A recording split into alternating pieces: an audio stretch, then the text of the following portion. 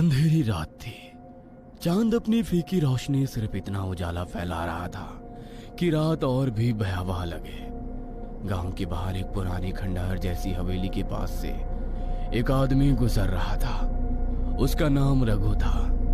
लोग कहते थे कि उस हवेली में एक सिरकटा भूत रहता है। जो भी वहां रात में गया वो लौट कर नहीं आया।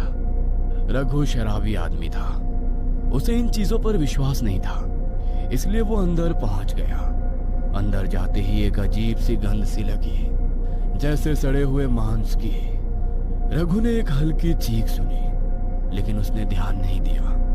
वो एक बड़े से हॉल में पहुंचा, जिसमें पुरानी मूर्तियां और टूटी फूटी कुर्सियां पड़ी थी। अचानक एक जोर का झटका लगा और दरवाजा खुद बंद हो गया। रघु ने पीछे मुड़कर देखा तो उसकी रूह कांप गई। एक इंसान की लाश बिना सिर के जमीन पर पड़ी थी। उसने भागने की कोशिश की, लेकिन तभी उसके कानों के पास एक ठंडी फुसफुसाहट सुनाई दी। मेरा सिर कहाँ है? रघु ने घबराकर इधर उधर देखा, लेकिन वहां कोई नहीं था। तभी एक आवाज आई, तू भी मुझे धोखा देगा जैसे बाकी लोगों ने दिया? उसने चीख मारी, लेकिन उसकी आवाज गले में ही अटक गई। उसका शरीर सुन्न होने लगा, जैसे किसी ने उसके खून को जमा दिया हो। वो गिर पड़ा। उसे अपने दादा की बात याद आई। ये भूत एक सेना का सरदार था, जिसे उसके ही साथियों ने धोखा दिया था। उसका सिर उसके शरीर से अलग करके इसे यहाँ दफना दिया गया था। तब से हर पूर्णिमा की रात वो अपने सिर की तलाश में निकलता था। रघु ने हाथ जोड़ लिए, मुझे छोड़ दो। लेकिन भूत की हंसी गूंज उठी, अब तेरा भी सिर नहीं रहेगा। अचानक रघु की गर्दन धड़ से अलग हो गई। उस रात के बाद कोई भी रघु को दोबारा नहीं देख पाया, लेकिन जो लोग उस हवेली के पास से गुजरते थे वो एक अजीब सी आवाज जरूर सुनते थे, मेरा सिर कहाँ है? ये सिर कटा दानव क्या आतंक लेकर आने वाला है और किसको अपना अगला शिकार बनाने वाला है? आइए देखते हैं आगे की कहानी में। मनोज दिल्ली में अपने दोस्त विकास के साथ रहता था। दोनों अच्छे दोस्त थे, सालों से एक दूसरे के साथ थे। विकास मनोज पर बहुत भरोसा करता था, लेकिन मनोज को एक बुरी आदत लग चुकी थी, सट्टा लगाने की। शुरुआत में वो थोड़ा बहुत ही खेलता था, लेकिन धीरे धीरे ये आदत लत बन गई। एक दिन ऐसा आया जब उसने अपना सारा पैसा जुए में गंवा दिया, लेकिन उसकी हवस इतनी बढ़ चुकी थी कि वो रुकने को तैयार ही नहीं था। उसे लगा कि विकास के पास जो अच्छे पैसे हैं, तो क्यों ना उसके पैसों का इस्तेमाल किया जाए। उसने एक नया सट्टा लगाने वाला ऐप डाउनलोड किया और उसमें विकास के नंबर से लॉगिन करने के लिए उससे ओटीपी मांगा। विकास ने बिना सोचे समझे ओटीपी दे दिया, क्योंकि उसे मनोज पर पूरा भरोसा था। लेकिन ये तो बस शुरुआत थी।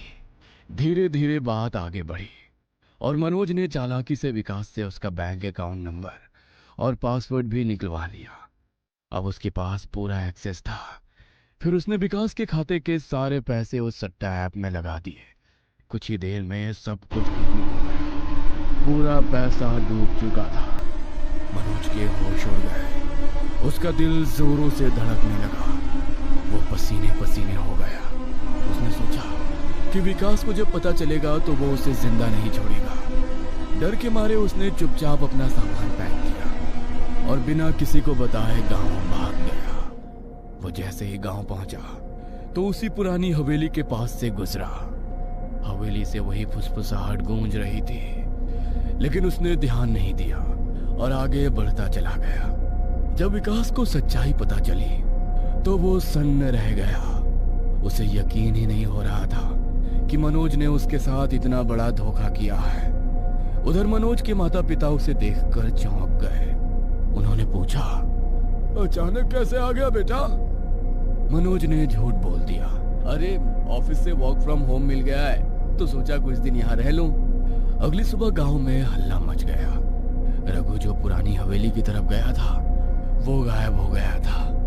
जब मनोज ने इसके बारे में सुना तो हंस पड़ा, लेकिन तभी उसने कुछ लोगों को ये कहते हुए सुना, कि वहां कोई खजाना छुपा हो सकता है और शायद कोई उस खजाने की रखवाली कर रहा है। तो उसके मन में लालच आ गया।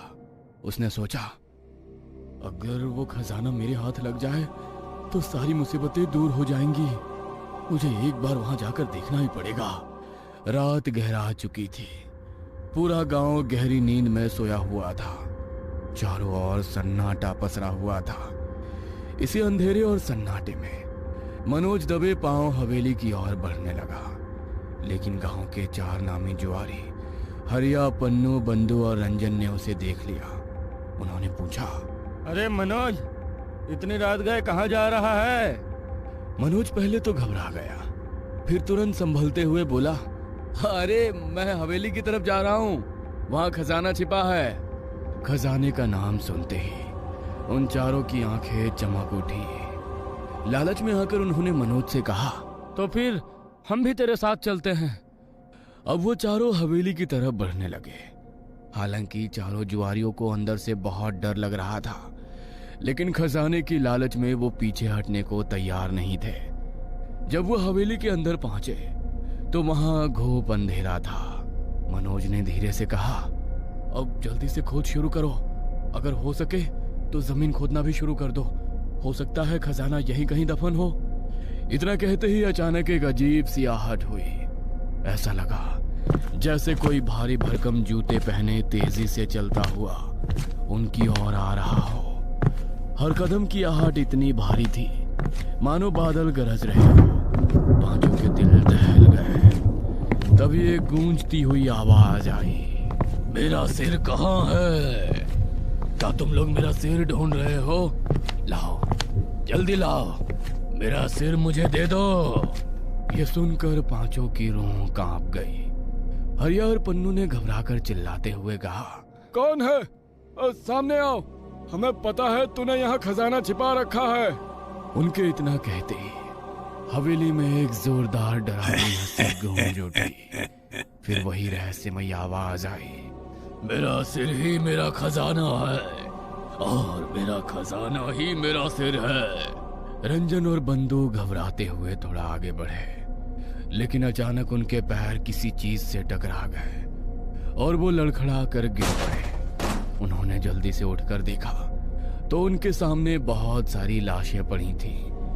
ये सभी गांव वालों की लाशें थीं, जिनके सिर उनके धड़ से अलग हो चुके थे, पर उनके कटे हुए सिर उनके शरीर के पास ही रखे हुए थे।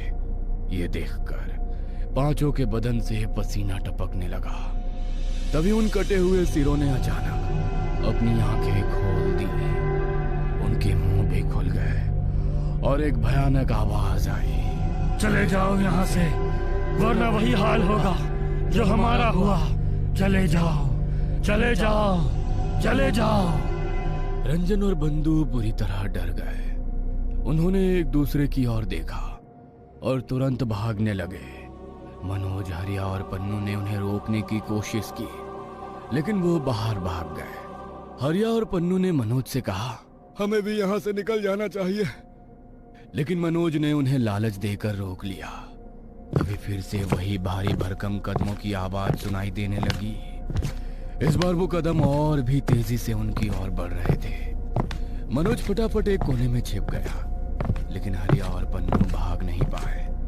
उनके सामने एक भयानक आकृति प्रकट हुई। एक लंबा चौड़ा आदमी जिसका सिर नहीं था। उसे देखकर हरिया और पन्नू ऐसे कांपने लगे जैसे तेज आंधी में कोई पेड़ हिल रहा हो। तभी उस सिर कटे आदमी ने अपनी दोनों बाहें उठाई और एक झटके में हरिया और पन्नू के सिर उनके धड़ से अलग कर दिए। मनोज ये सब एक कोने से छिपकर देख रहा था। उसका दिल जोरों से धड़क रहा था। तभी उसने देखा कि वो सिर कटा आदमी हरिया और पन्नू के कटे हुए सिर उठाकर अपने धड़ पर लगाने की कोशिश कर रहा था। लेकिन जैसे ही उसने ऐसा किया, वो गुस्से में चीख उठा। शायद ये सिर उसके काम के नहीं थे। उसने गुस्से में उन सिरों को भी उनके धड़ के पास रख दिया और वापस मुड़कर जाने लगा। मनोज को जैसे ही मौका मिला, वो हवेली के पिछले दरवाजे से भाग निकला।